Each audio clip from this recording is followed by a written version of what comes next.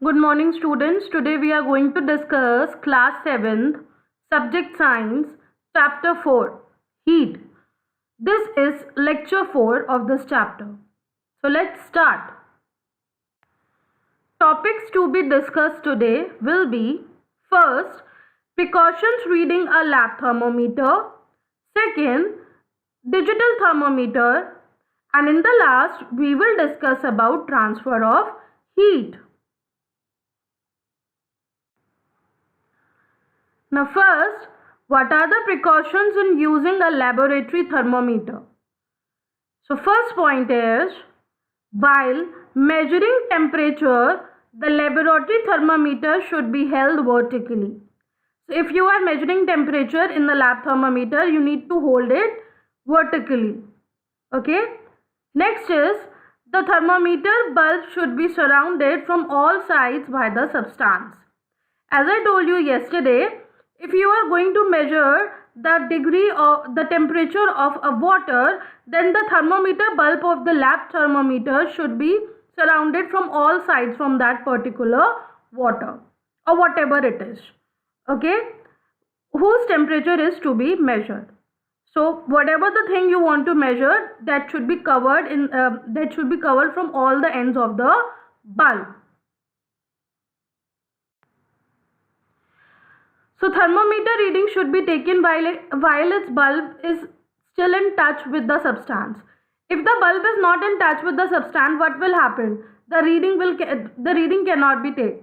Okay, we cannot be able to take the reading because there is no kink present in lab thermometers as it is present in clinical thermometers, and it do not allow the backflow of the mercury back to the bulb.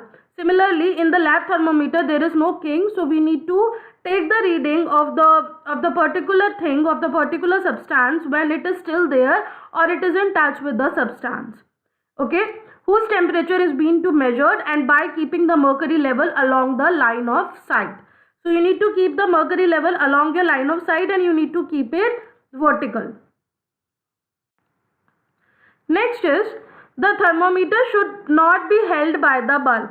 So you don't have to hold the thermometer by the bulb. You don't have to put your hand on that particular bulb, okay, and the thermometer should be carefully handled. You need to carefully handle the thermometer because it's a glass thermometer. It could break down and it could have mercury also out, and that is not good. Mercury is not good for us. It is poisonous. Next is, we should note down the temperature reading by keeping the thermometer immersed in hot water, because if the thermometer bulb is taken out of hot water, then its mercury thread will start falling and this will give a wrong reading for the temperature of hot water. This I told you before, that if you want to take temperature of hot water or any other hot substance and you are taking out the thermometer out from the particular substance, then there will be no reading, okay. And if you will hold the bulb also, or you will do anything wrong for reading the temperature, then also the reading will be wrong and it could be fluctuating. So you need to take all the you need to follow all the precautions which I am telling you right now.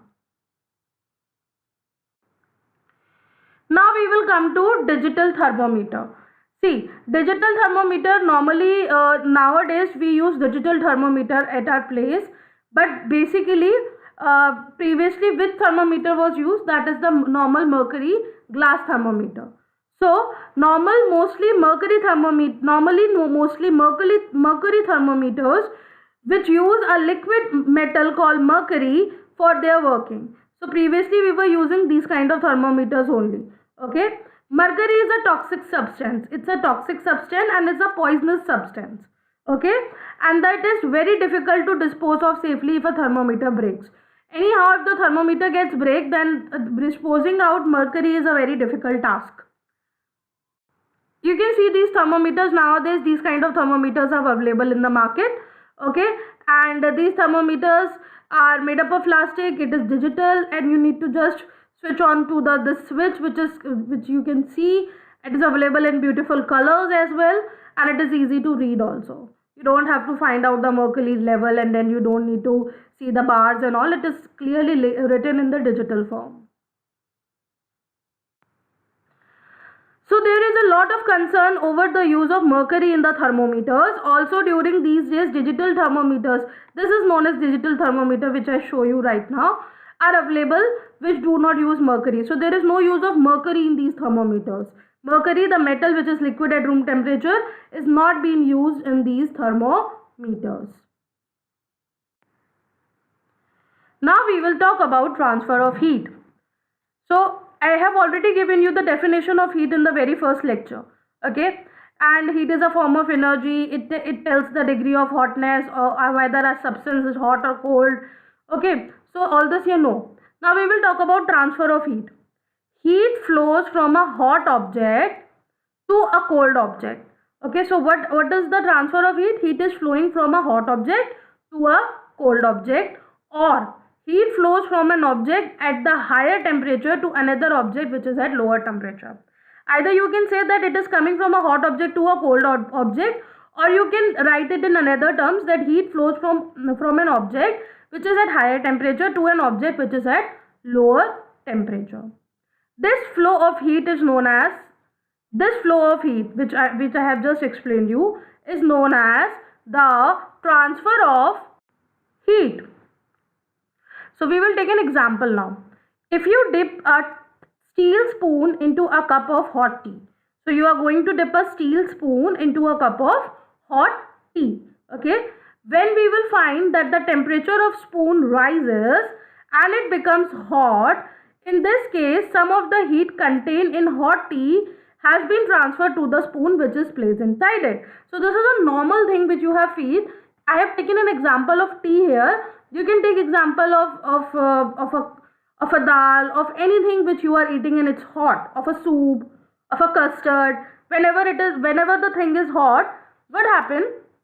Once we put a spoon inside it, or once we put a fork inside it, that particular thing also become hot. That means the transfer of the heat from that particular substance, either it's a tea or any other thing, is coming to the spoon also. Okay, it is transferring to the spoon also.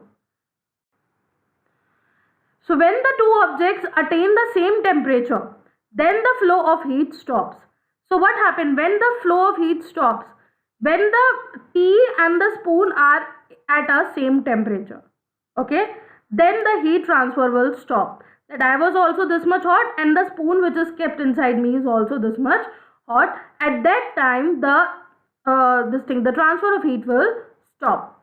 Okay, this means that no heat will be transferred from one object to another if the temperature of the two objects is the same. Okay, so this means that if the temperature of the two objects are same, the heat is not going to transfer from one object to another one.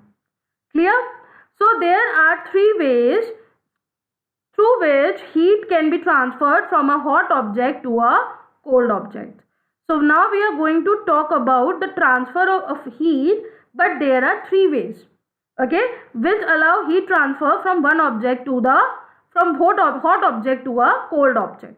Okay, so there are on roll three ways. Now we are going to talk about those three ways. So here are the three ways written. So the first one is by conduction, second one is by convention, third one is by radiation. Okay, so there is a small introduction of these, and those in complete detail we will study the conduction, the convention and the radiation in the coming lectures. Okay, so what is by conduction? In solid, heat is transferred by conduction. So when we talk about solid, the heat is going to transfer by conduction. Then what is convention?